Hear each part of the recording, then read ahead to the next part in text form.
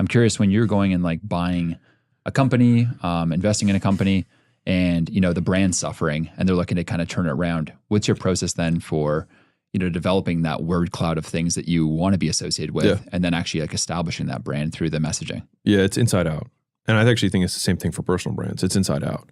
You have to have the evidence, you have to have the proof that you are who you say you are.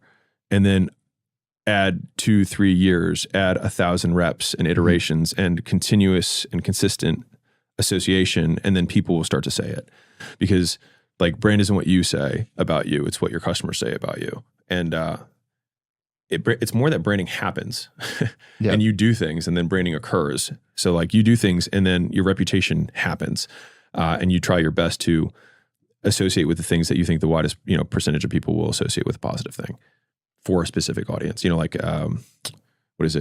Rifle Coffee has a very specific audience that it puts out stuff that audience will find valuable, that other audiences would find despicable, right? And so still also being okay with the idea that you're going to lose a percentage of an audience whenever you make any kind of polar stance. You will lose some and you will gain some. And the idea is that you just want to gain more than you lose. Like Bud Light made a gamble by doing the Dylan Mulvaney Bud Light thing, right? And they lost more than they gained from that move. Yep. But they did gain. They gained some people who didn't drink Bud Light that were like, good for Bud Light, I'm going to drink that. But they lost way more people who were like, no, I will never drink Bud Light again.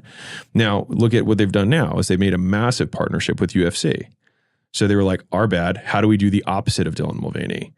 The UFC is probably, the strongest brand in the opposite direction that they could associate with. And I'm sure Dana bent them over backwards for that, endorsement. To try and save them, a very iconic brand otherwise.